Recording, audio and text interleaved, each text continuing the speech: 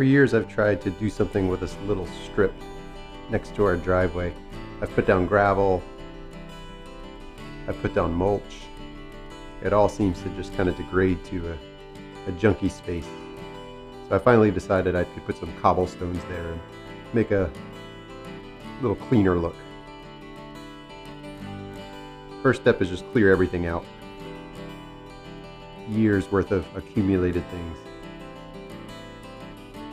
About 3 years ago I made this planter box out of pressure treated wood, and it's seen better days. So I just fully disassembled it and kept all the soil for a future planter box, which I'll make soon.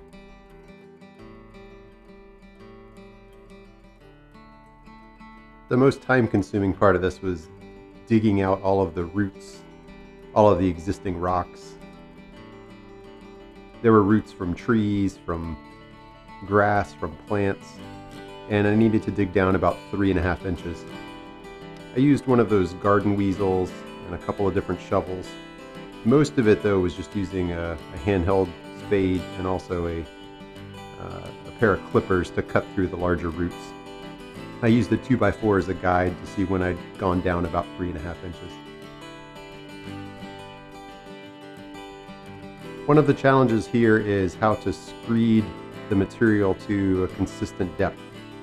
Now, I don't want to screed it to a chalk line because the driveway itself is not very straight in any dimension. What I came up with is building these screed boards, I'll call them that, I'm not sure what you'd actually call them, that reference the driveway and then screed the sand and the cobblestone down to the proper depth relative to the driveway. That way any changes in the driveway, the laid down material will follow that curve. The next step was to put down some 30-year weed repellent material and then use those screed boards to put down some sand. These boards actually worked pretty well. I have a shorter version for the first part, and then I switched to a wider board at the very end. This strip of land varied from about 12 inches out to about 27 inches. And as you'll see probably in this shot, the edge of the driveway was not very straight, so it took a lot of custom cutting to get this thing to work. Once the sand is down and the sand has been tamped, then I put down these paver bases. These are new, I've never used these before. It's a foam base. You can get them at many stores. And it really takes the place of a few inches of gravel. For this project, on top of those bases, I'm putting these 1-inch cobblestone concrete pavers, and I'm cutting the edge to fit the driveway using an angle grinder and a diamond blade. This worked well. It was a little bit time consuming, but it's kind of satisfying to trim the boards or trim the blocks to fit next to the driveway perfectly. You can see my technique here. I cut down as far as I can and then break the block off with a screwdriver and kind of trim the underneath until it falls in line with the driveway edge.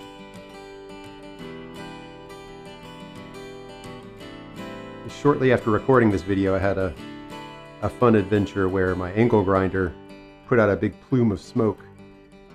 I think you'll see it here if you watch closely. And then it just stopped working. Here's a replay. This angle grinder's been around for years. I thought maybe I can fix it, so I opened it up. The rotor looks great, everything is intact, but the stator, the part that surrounds it, is just in tiny pieces inside the barrel. So this angle grinder's dead. It exploded inside the body. So off to the store to get a new one, trim the rest of the blocks, and here we have all those blocks installed. You can see, since the driveway is not a consistent line, it's about 3 rows of pavers, and then it expands to 4, sometimes 4 and a little bit more. It's a lot of custom cutting in there. And then towards the very end, it expands out to 4 or 5, even 6, I think. Trimming the pavers was actually one of the more fun parts of the project, much more fun than digging in all those roots. Because I had to do this over a couple of months period, I then went back and vacuumed under all of the pavers because as I trimmed them, small pieces of rock would get down under them, and it had rained several times, so there was sediment built up under them. So I really just wanted a nice clean base before I started packing sand in there. Speaking of sand, this is some polymeric sand. I think this brand is called Easy Sand. You pour it down into the crevices, tamp it so that it falls down into those crevices. Put a second layer to fill in those gaps even more, and then you sprinkle it with a hose.